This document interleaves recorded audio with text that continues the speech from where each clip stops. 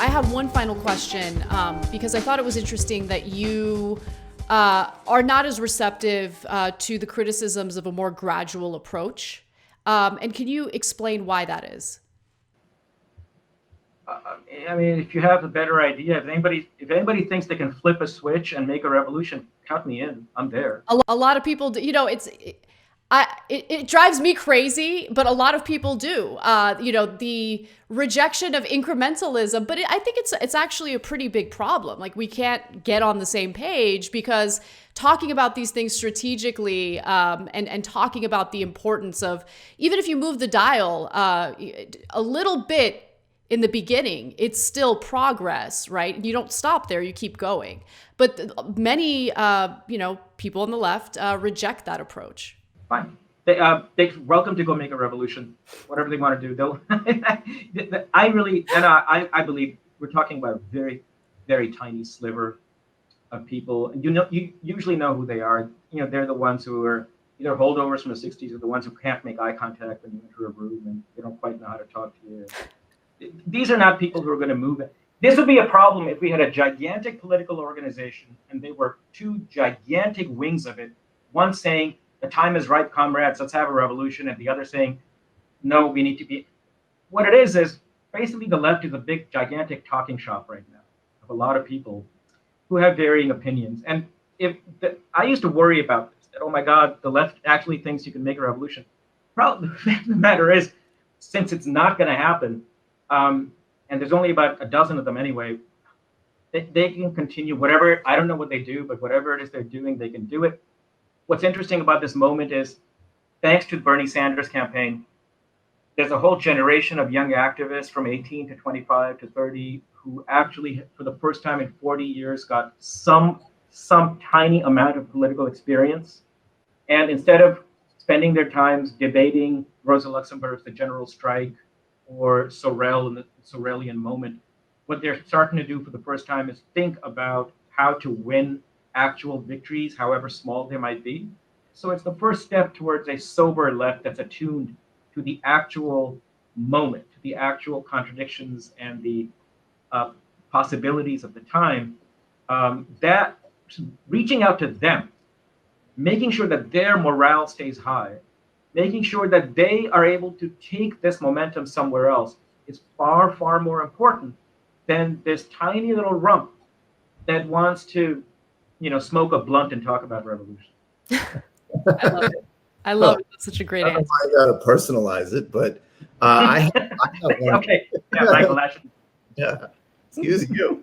But final question from me, and this is big. You can go off in a lot of different directions, but I'm going to just quote from you because I think that these things actually help sort of contextualize everything we've covered.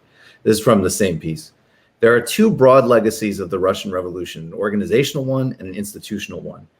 And you do actually update those in ways that are relevant to the actual contradictions of the moment we're in, not just sort of going backwards into a fantasy about having another, historical moment from 1917 replicate itself now. So can you just talk about that? And I think that will bring everything together. Yeah, let me start with the organizational, because I think that's the really big one right now. The organizational dilemma we're in is this. The legacy of the Russian Revolution organizationally was something called the Leninist Party. And that was what the Communist Party is. And the Leninist Party has this very interesting kind of bimodal quality to it. On the one hand, it is universally criticized as turning into something that was undemocratic, over-centralized, that became a kind of a coterie of leaders who manipulated the organization and shut down all debate and all that sort of stuff, and then oversaw their own demise. And so much of the left today, I think rightly, rejects really key parts of that Leninist legacy and says we need something new. But there's a second part of that, second component of that Leninist legacy, which is that the Leninist parties really, and here I include in the model, I include the social democratic parties, because even though they were not Leninist, they were their organizational structures were really mirrored after the Leninist parties to a substantial extent. That era of party building, which everyone now sees as the old left and the problematic left, was also the last time parties actually were able to do anything significant against capitalism.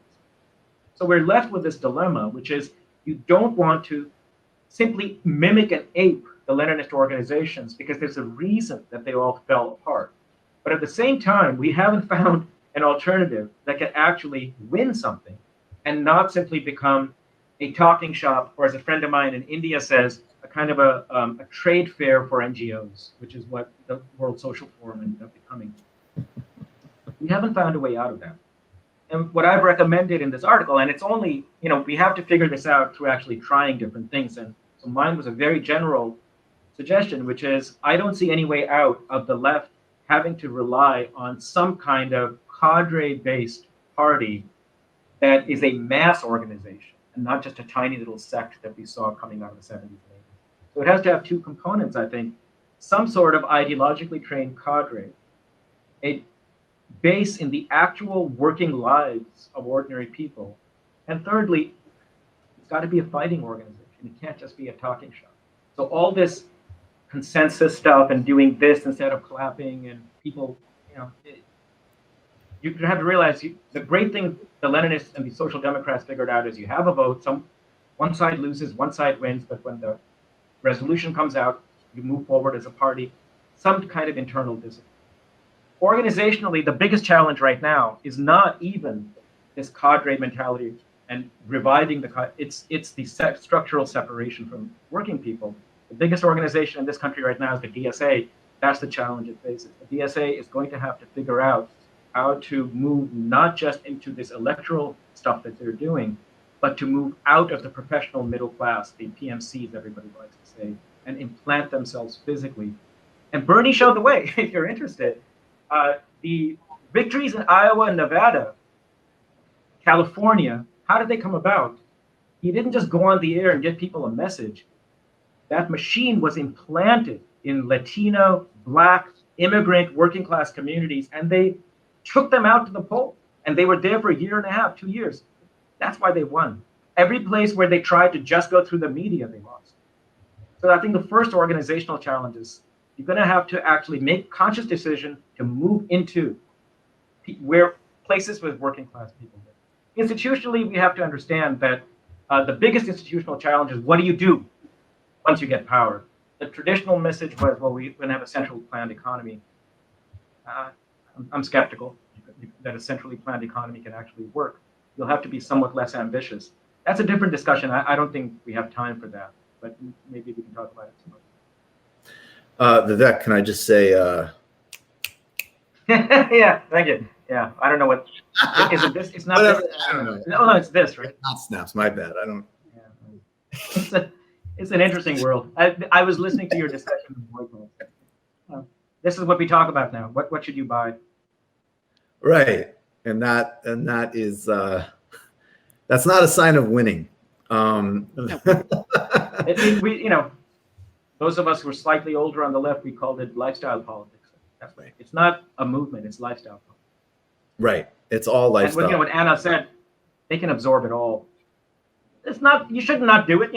But the key thing is boycotts work when they're attached to a movement, as Anna was saying. They are not themselves a movement. And it's time to stop mollycoddling this nonsense. This is a different moment, Michael, from 2005. There's a stratum of activists out there, and they've only just started to get political experience, and there's some tough love that has to be meted out right now. And part of it is just call bullshit when you see it. This is not politics. Right. I'll be honest, I don't even know much about the Goya because I didn't even pay attention to it. This will last 2 weeks. It'll go, whatever.